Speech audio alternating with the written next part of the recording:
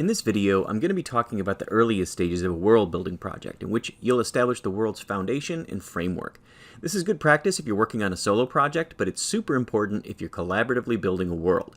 This is the first of many steps aimed at ironing out assumptions you and your collaborators may be making about your fictional world. Assumptions lead to inconsistencies and incoherence, where parts of your world contradict each other or just don't make sense. Students who skip over these steps always regret it and waste a lot of time trying to fix things they should have clarified from the get-go. The mistake is that people want to rush into the minutiae of the world because they have some very specific idea, like a fantasy world where magic is fueled by music and well-made instruments are priceless and fought over. And in these cases, I always tell them, cool idea, keep that in mind as you start, but that's way too specific for starting a collaborative project. You need to start broadly and work towards complexity and specificity. It's really essential to keep everybody interested and on the same page for the project. Establishing the foundation and framework usually doesn't take that long. For starters, you'll need to decide what the purpose of the project is and who is going to see the end product. Is it just a fun creative project, or is it going to be the shared setting for a novel or a game that you're working on? Will other people ever read through your world building notes, or is it going to be for contributors' eyes only? There are no right or wrong answers here, but it's worth taking a moment to ensure everybody understands what the purpose the project serves and who will wind up seeing the actual world building work. The other part of the foundation is the genre, which can be a bit trickier. Usually, world-building projects are a subgenre of fantasy or science fiction, such as urban fantasy or cyberpunk. Assumptions about these features of the genre can creep in if they're not clarified, so one strategy I recommend is drawing examples from worlds in other media. If it's a post-apocalyptic world, is it gritty realism like The Road, or more radically different from ours like Mad Max Fury Road? Is your steampunk world with magic more like Alan Moore's League of Extraordinary Gentlemen or Bethesda's game Dishonored? Make references to books, stories, comics, TV shows, games, and anything you can use to illustrate what you're talking about. Another good strategy is for the group to list all the most common features of the genre. So, for example, a typical high fantasy world has medieval European levels of technology, mythical monsters, elves, dwarves, orcs, and all the rest. So list out as much of that as you can, and then identify the ones that the group wants to incorporate, which ones they want to avoid, and even which ones they want to subvert or play around with. This exercise can really clarify what exactly you're talking about when it comes to the genre you'll be working in. At this point, discuss only broad ideas about advanced technology or magic, so you may discuss how futuristic or sophisticated the level of technology is, or whether your fantasy world uses magic at all, but don't get too far into the details yet. Being too specific at this point only serves to close down ideas and possibilities, so be patient, keep it general. Walk through this until everyone is clear on the purpose of the project and the kind of world this will be. The next and very important step is now the framework, which consists of three things: scope, sequence, and perspective.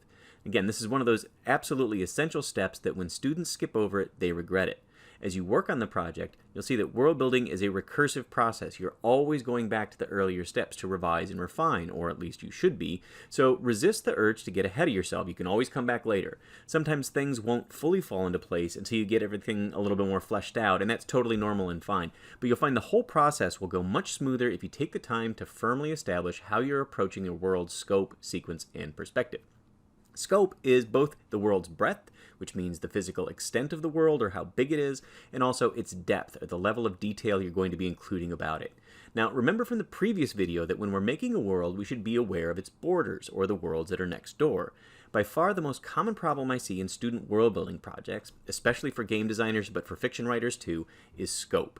Everyone loves J.R. Tolkien and George R.R. Martin and games like Elder Scrolls and Final Fantasy that have decades of lore behind them. And that's this impulse to start. That's where you want to start. But that's a bad idea for a number of reasons.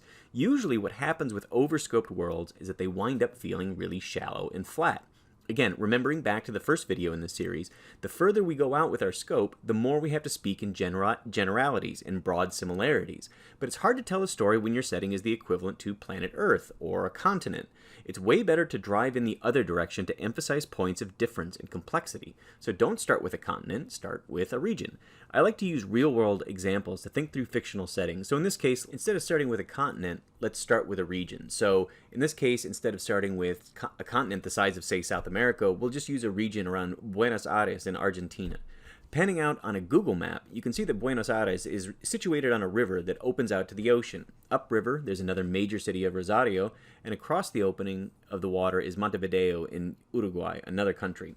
So for me, this is a great model for starting a fictional world. We've got our major city where we will center the action, and then we've got these two other worlds that are close by, one that's in the same country and another that is in a foreign land. So I call these three areas focal points, or the areas that are going to get the most depth as we build out the world. These three worlds with varying levels of differences and similarities, it's great to get started, right? That gives you a lot to work with. So maybe the plan is to map out the whole continent eventually, but for now, this is a great scope for starting out. Fill in the details of this region until it's got decent depth, and then pick a second spot and repeat the process, and then do a third or a fourth or however many you need, but you're always going to want to be thinking about borders between these worlds and between the different focal points that are helping you to highlight similarities and differences between these locations. Sequence is a timeline, and understanding that your world has a yesterday and will also have a tomorrow is really important. It's quite common for fictional worlds to be on the verge of some major change that the characters are going to find themselves embroiled in. So Lord of the Rings, it's at the end of the Third Age and the final confrontation with Sauron. In Game of Thrones, the Seven Kingdoms are on the verge of another civil war. And in the original Star Wars movies, they're at the make or break point for the rebellion against the Galactic Empire. Now, you don't have to start your world on the edge of a massive change, but that sense of pending change can make it easier for you to find points of tension in your societies, like who in the society wants that change to come and who wants to stop it. You don't need to go hog wild and create a detailed political history of the last century at this point, but you should have some sense of the major events that led to the current state of the world you're making, or what I call the point of the present in your world building project. Normally, what I suggest is that groups establish some distant point in the past, like for example, the founding of a nation, and then adding one or two major events that wound up with the world being in the current point of the present. It's really common for more detailed events to come up later in the world building process, and that's great, and this is actually by design in the process.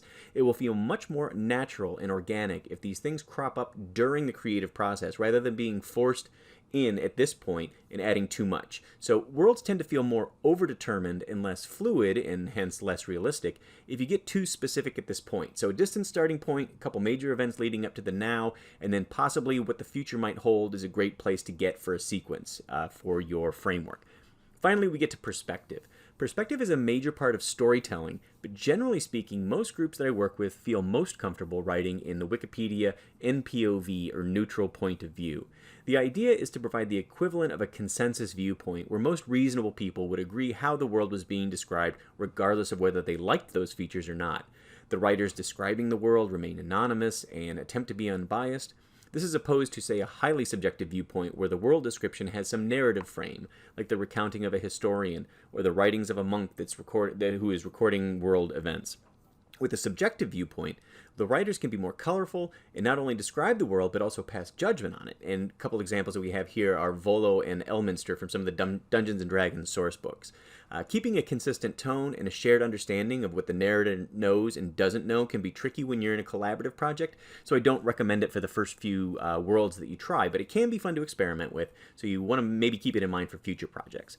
So that's a really quick look at the foundation and framework for collaboratively built worlds. In the next video, we're going to be getting to the core of the world building project by looking at the structures and substructures of your fictional world. Until next time.